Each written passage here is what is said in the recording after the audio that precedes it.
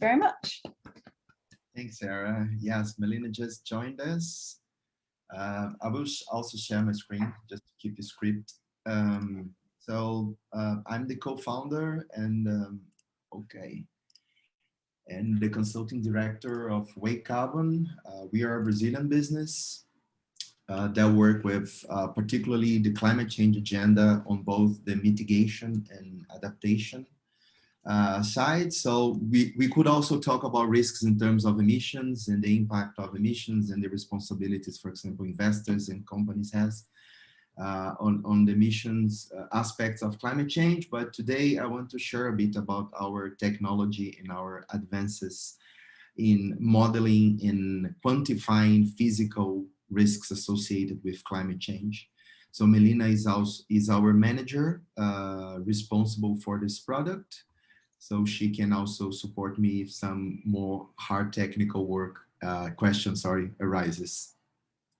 So WayCarbon started to develop this technology around 2012, 2013. It started as a research and development project financed by several Brazilian and international institutions.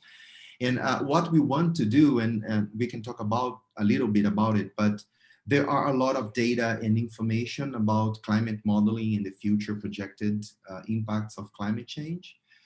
Those data are provided, as in the case with satellite information. They are provided by international research center, international universities and large institutions. So for example, in the UK, we work with the Hartley Center information, but we also work with Canadian data, Japanese data, and Brazilian data. We also have a research center that developed and downscale climate models to Latin America. So this is an important bit of the information.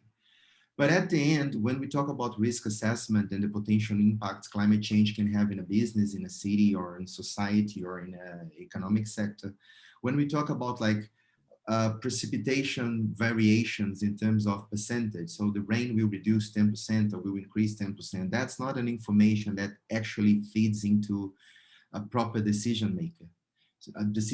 So there is this gap. So what actually 1 degree Celsius temperature increase means, or what 10% increase in rain or 12% reduction in rain means for a business or for a city or for the economy or for society. So what WayCarbon started to do so the model is called MOVE, it's the model for vulnerability evaluation. What we tried to do was to couple climate models with geophysical engineering models. So we want to translate the variations of rain in flood, in landslides, in energy generation in a hydropower plant. And we want to translate temperature variation in risk for crops, agricultural risk associated with both temperature and rain patterns and rainfall. So that's what we started to do. And so the work started by looking at what science and what was available globally. And obviously we have a data constraint when we are talking about developing country context. Europe and the US, there's a lot of available models, but the question was how to make those models work in Brazil and in Colombia and in Chile and in Argentina and in Mexico and in South Africa. So basically most of the technical work and the computational work was to figure out how to develop algorithms or how to simplify algorithms using the available data we had in our context. And more than that, because we want to provide information for proper decision making in specific context, we wanted to work in higher resolution. So now we have better global climate models in higher resolution, but in the past, a global model had, for example, 200 kilometer pixel resolution. So if when we are talking about a flooding risk in a city, this pixel data is probably not relevant information for a city hall to make a decision because the resolution was too big. So the idea was to crunch this data and work this data to provide information in different resolutions. So what we do right now is to provide asset level information, what we call the business level data. So we've been working, for example, with energy generation assets, with infrastructure like ports, transmission lines. We can also provide sectorial level analysis when we're talking about producing soy in a specific region of Brazil, or producing corn, or I don't know, looking at irrigation project, a regional irrigation project in a specific state. So we also want to work in a lower resolution approach. And one thing that Edson brought, which is very relevant, take a look at supply chains, because linking to the Edson point on culture and how business operate, business are not used to look at risk outside their borders. And we are talking about climate change in specific sectors like the food industry. The risk is completely outside the business border. So we are concerned also at looking on how this risk propagates, and how like producing meat or producing like a feedstock can impact directly the business. So we also want to look at this aspect.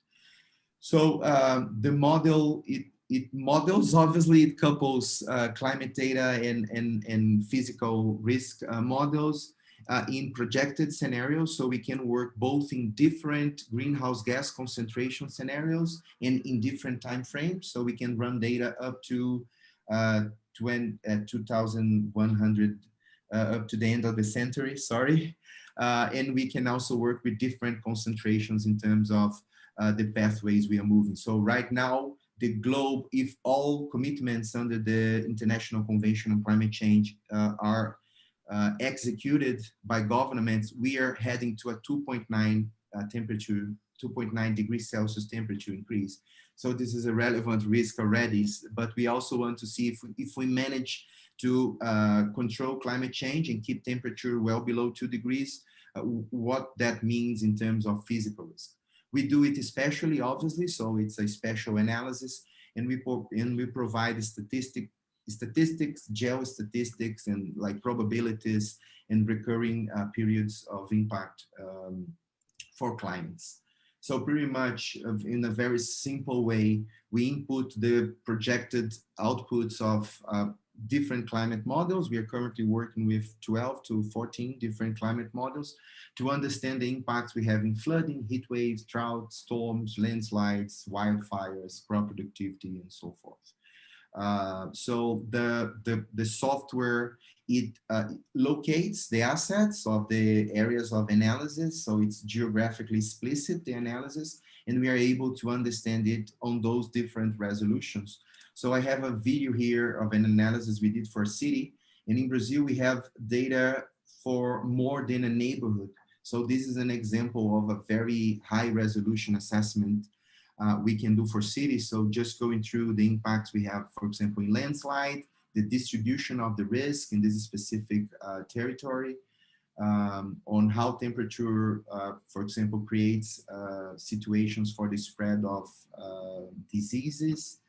And this is the integrated climate risk, what we call hotspots. And when we move inside, and we are obviously concerned about the city's infrastructure, we can look at, for example, the schools, the public schools that the city has, and which schools are located in areas of hotspots, and you know what the city can do and what kind of investments can be thought to mitigate that risk or to relocate that school if necessary, if the situation is complex. This is a very complex city. This is Recife, so this is like a coastal city built over the mangroves. So this is very complex in terms of floods, particularly.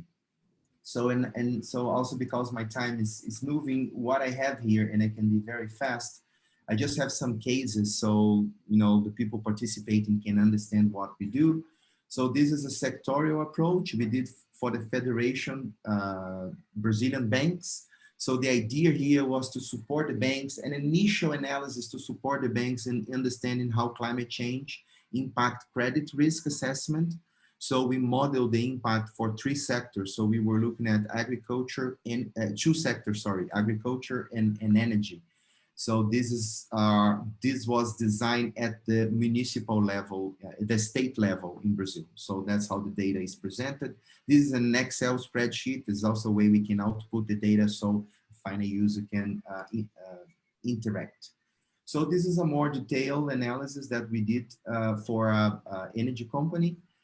So the idea here was actually to integrate rain into flow in a river, and we want to understand how climate change would impact hydropower generation. So we can go up to a more detailed analysis in a river basin and quantify the outputs of that water and the energy that could be produced.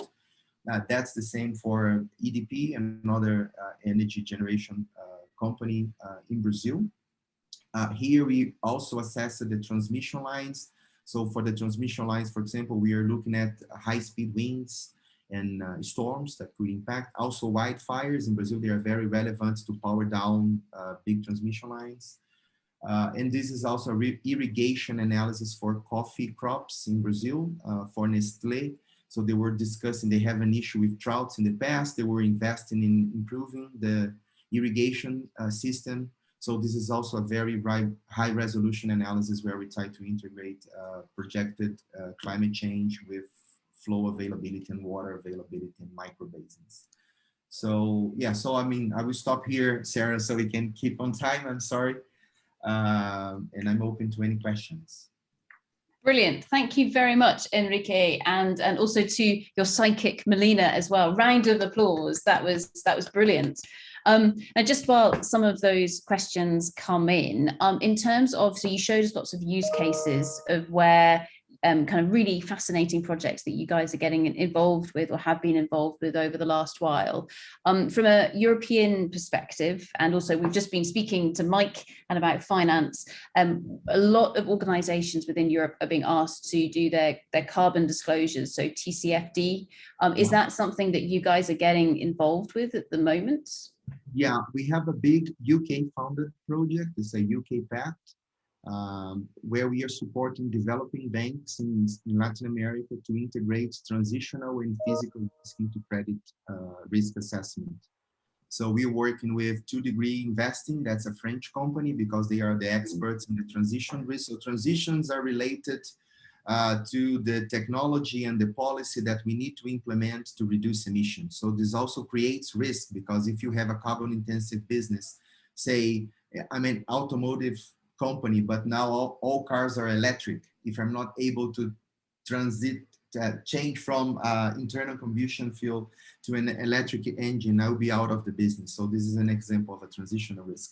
But the big challenge, and which is very interesting to think about and integrating the risk management when we talk about climate change, is that both risks, they are the same side of one coin, right?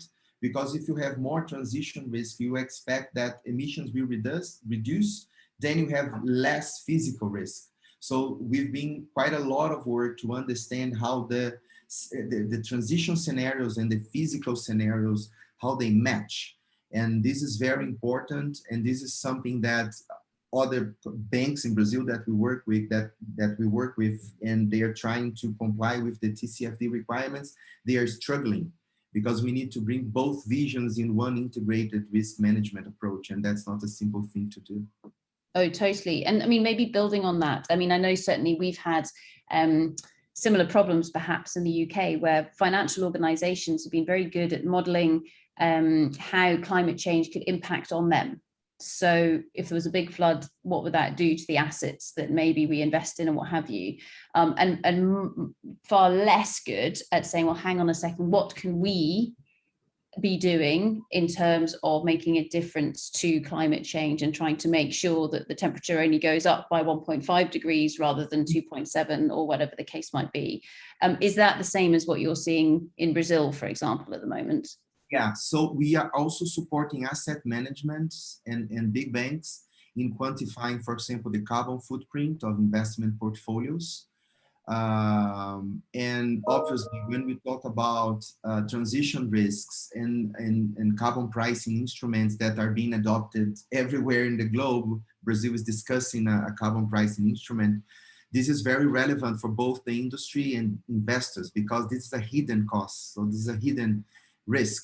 So if we don't bring it to the surface, it's impossible to price it and to understand the relevance of a carbon pricing and the relevance of emissions into a economic perspective. It's very clear the relevance of emissions to the impacts of climate change and all the consequences we will face.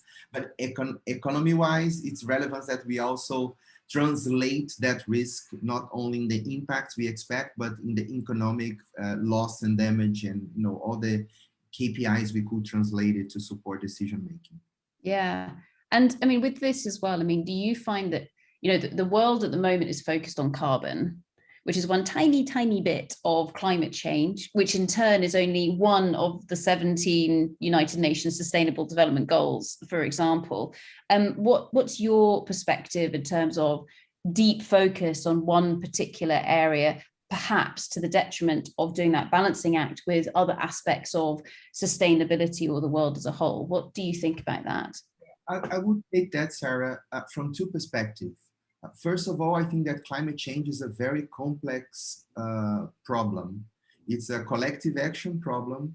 It's a problem where piggybacking can, like, if we don't act jointly as humans, we will not be able to tackle and to solve the issue. So it's very complex to make sure that we are all integrating effort and we make sure that we can keep emissions down and align with the transition that we need to align in terms of emissions. On the other hand, climate change is a horizontal issue too, right? So, we have the other developing the SDGs and the other objectives that we need to achieve as society, but climate change will impact hunger and will impact water availability and will impact life on Earth and life on oceans and everything else. So, I mean, I'm not saying that climate change is, it's more important, but I think that definitely climate change is something that should be seen together with everything else. It doesn't matter what you're talking about, because this is the horizontal challenge that we must tackle as society. Brilliant. Thank you very much, Henrique. Melina, I'm acutely aware we've let Henrique do all the talking. Do you agree with him? Or have you got any points you'd like to make? Oh, I agree. Perfect.